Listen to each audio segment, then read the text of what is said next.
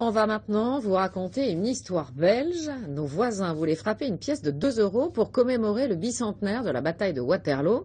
Le problème, c'est que pour nous, c'est un très, mais vraiment très mauvais souvenir.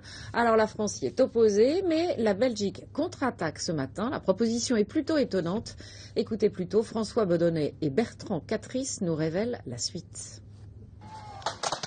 La dernière bataille de Napoléon et surtout sa plus grande défaite.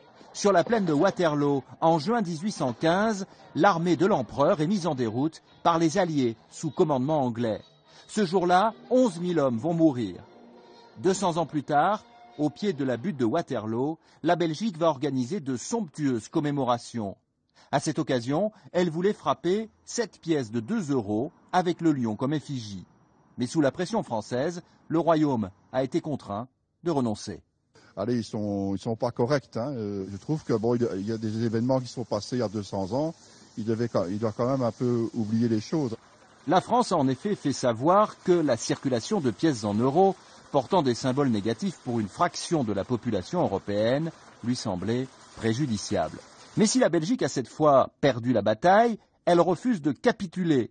Elle va bien créer une pièce Waterloo, mais d'une valeur rarissime de 2,50 €, une pièce de collection.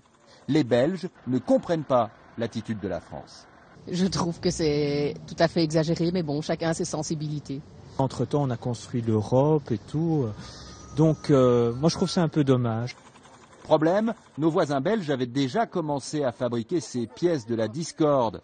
Préjudice estimé, 1,5 million d'euros. La pièce de Waterloo fait en tout cas beaucoup parler. Un ministre belge s'est même officiellement étonné de l'attitude de la France. Et cette affaire n'arrange pas notre image, nous qui avons la réputation d'être particulièrement chauvins.